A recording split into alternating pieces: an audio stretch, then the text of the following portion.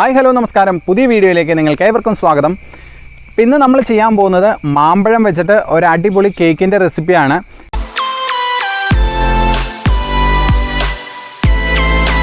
വളരെ എളുപ്പത്തിൽ തയ്യാറാക്കാൻ പറ്റുന്ന ഒരു കേക്കാണ്. വളരെ കുറച്ച് ഇൻഗ്രീഡിയൻസ് മാത്രം മതി ഈ ഒരു കേക്ക് തയ്യാറാക്കാനായിട്ട്. അപ്പോൾ എല്ലാവരും വീട്ടിലൊന്ന് ട്രൈ ചെയ്ത് നോക്കുക. ഇപ്പോൾ മാമ്പഴത്തിൻ്റെയൊക്കെ സീസണാണല്ലോ, അപ്പോൾ എല്ലാവരും ട്രൈ ചെയ്ത് നോക്കുക. അപ്പോൾ എല്ലാവരും വീഡിയോ അവസാനം വരെ കാണുക. വീഡിയോ കണ്ടിട്ട് തീർച്ചയായിട്ടും നിങ്ങളുടെ അഭിപ്രായങ്ങളും നിർദ്ദേശങ്ങളും അറിയിക്കണം.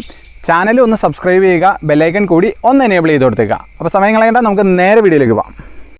കേക്ക് തയ്യാറാക്കാനായിട്ട് നമുക്ക് ആദ്യം മിക്സിയുടെ ജാറെടുത്ത് അതിലേക്ക് ഒരു 1.5 കപ്പ് മാമ്പഴം ഇട്ട് കൊടുക്കാം. ഒട്ടും പുളിയില്ലാത്ത മാമ്പഴമാണ് ഞാനിവിടെ എടുത്തിരിക്കുന്നത്. ഇനി നമുക്കതിലേക്ക് ഒരു 1/2 കപ്പ് പഞ്ചസാര ചേർത്ത് കൊടുക്കാം. നമുക്ക് പഞ്ചസാര പൊടിക്കേണ്ട ആവശ്യമില്ല. ഇനി നമുക്കതിലേക്ക് ഒരു 1/2 കപ്പ് വെജിറ്റബിൾ ഓയിൽ ഒഴിച്ചു കൊടുക്കാം. ഞാൻ ഇവിടെ സൺഫ്ലവർ ഓയിലാണ് ഒഴിച്ചു കൊടുക്കുന്നത്. ഇനി അതിന് ശേഷം നമുക്ക് നന്നായിട്ടൊന്ന് അരച്ചെടുക്കണം. നല്ല പേസ്റ്റ് പരുവത്തിലാക്കി എടുക്കണം.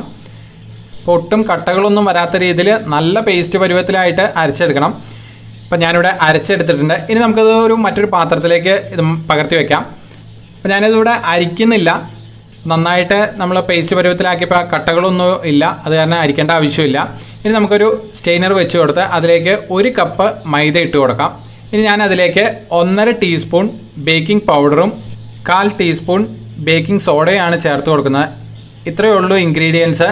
ഇനി നമുക്കിതൊന്ന് നന്നായിട്ടൊന്ന് അരിച്ചെടുക്കാം. അപ്പോൾ മൈദയിൽ കട്ടകളൊക്കെ ഉണ്ടെങ്കിൽ ഒന്ന് പോയി കിട്ടാനായിട്ട് നമുക്ക് നന്നായിട്ടൊന്ന് അരിച്ചെടുക്കാം. അപ്പോൾ ശരിക്കും ബേക്കിംഗ് സോഡയും ബേക്കിംഗ് പൗഡറും ഒക്കെ നന്നായിട്ട് മിക്സായി വരും. ഇനി നമുക്കിതൊരു വിസ്ക് ഉപയോഗിച്ച് നന്നായിട്ടൊന്ന് യോജിപ്പിച്ചെടുക്കണം. ഒട്ടും കട്ടകളില്ലാത്ത രീതിയിൽ നന്നായിട്ട് യോജിപ്പിച്ചെടുക്കാം.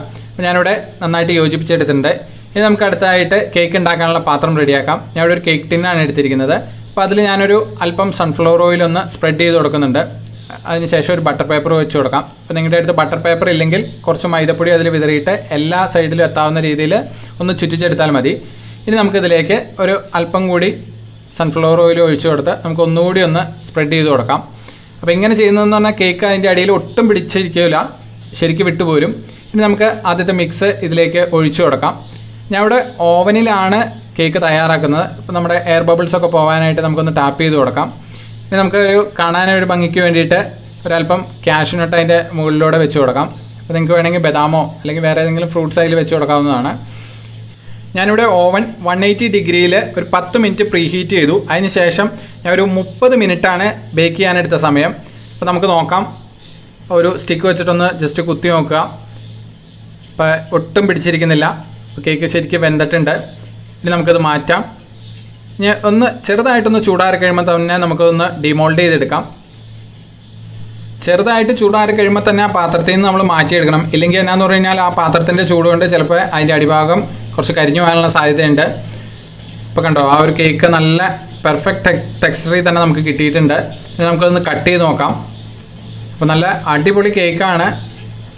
മാങ്കോയുടെ ഒക്കെ ആ ഒരു ടേസ്റ്റ് അടിപൊളിയായിട്ട് ഇത് നമുക്ക് കിട്ടും. അപ്പോൾ ഇപ്പോൾ മാങ്ങയുടെ സീസണാണല്ലോ, എല്ലാവരും ഒന്ന് ട്രൈ ചെയ്ത് നോക്കണം. ശരിക്കും ഇഷ്ടപ്പെടും.